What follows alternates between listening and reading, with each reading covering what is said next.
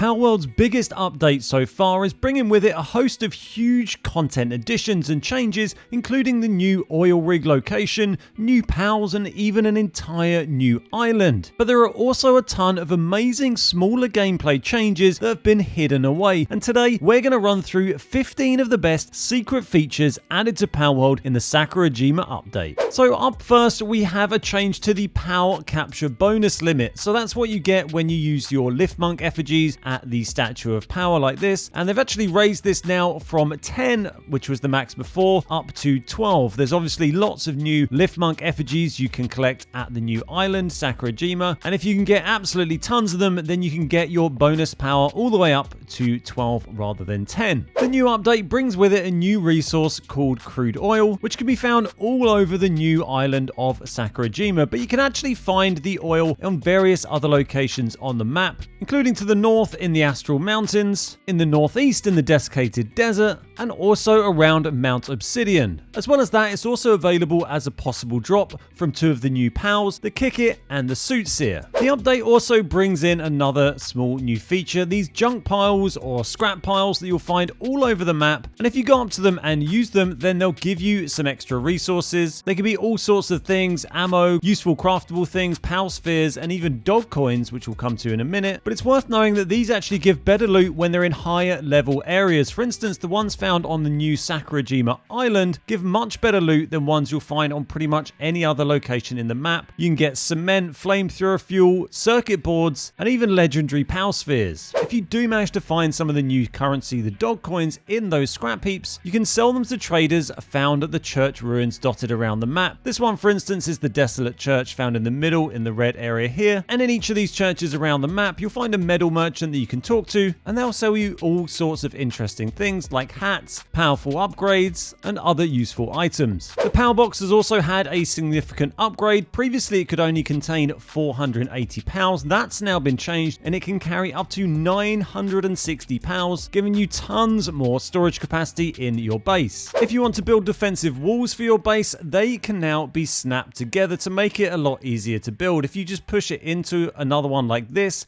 you can see that they will snap together nicely rather than trying to place them as best you can. You can also rotate these. If we put this here and make it snap, and then tap the button to rotate, LB on controller, you can see it will actually rotate it but keep it snapped. We can do the same again. We can change the angle, bring it in there, and you can just make very nice, neat stone walls now, or whatever type of wall you want. The PAL monitoring stand has also had a further upgrade. They added in a previous update the ability to set work preferences, so you can disable or enable different PALs doing different things in your base. What they've now added is the fixed assignment management. So if I wanted to set a particular PAL to be permanently assigned to work on, say, my Crusher, then I could select one from the list and make my Suzaku Aqua permanently locked just to that station. On the subject of bases, they've increased the maximum base level. You can now upgrade your base all the way to level 25. This one you can see here is level 24. I have one upgrade to go that I can't quite afford. If you do hit level 25, then you get another maximum base allowed. So you'll be able to build up to 4 possible bases. How many pals you have at your base is still affected by your world settings, so it's up to you whether you want to change that above 20 or not. There may be performance issues for doing so. Another nice change for the PAL box is the PAL sorting system. They've added loads of new controls in here, so you can sort your pals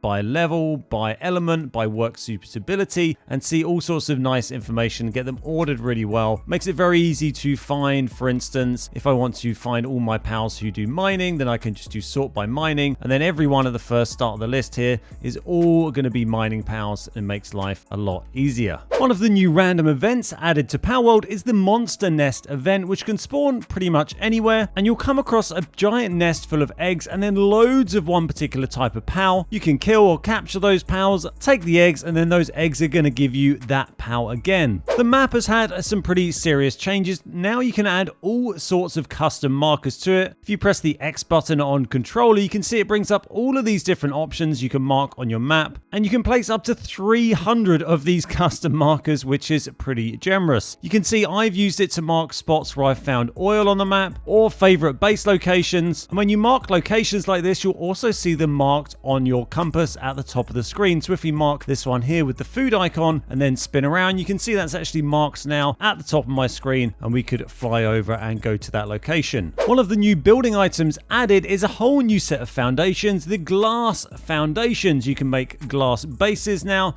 to make yourself a giant glass box. You can make glass walls, glass windows, and just all sorts of glass things if you want to make yourself a cool little enclosure, or maybe use it as part of a metal or stone structure. When trading with the metal merchants at the abandoned churches, you can actually buy items that would increase your accessory equipment slots by 1. See, by doing this, we can gradually unlock more slots, and there's another one I could still unlock as well, having up to 4 different accessories equipped at any one time. When trading with the merchant, you can also buy various potions that will increase either your stats or your pal's stats permanently. You can see here you can increase pal's health or pal's attack and defense, and again, ones that work on yourself rather than on your pals. Back on the subject of buildings, one of the other new things you can now do is build pillars. So if you've played other survival games, you're probably pretty familiar with these kinds of things, but it allows you to do so much more interesting building stuff. You can build pillars which are essentially floating foundations, and you can then snap items to them. I'm sure there's a ton of interesting uses that players are going to find for these. I've just had a quick play around with them, but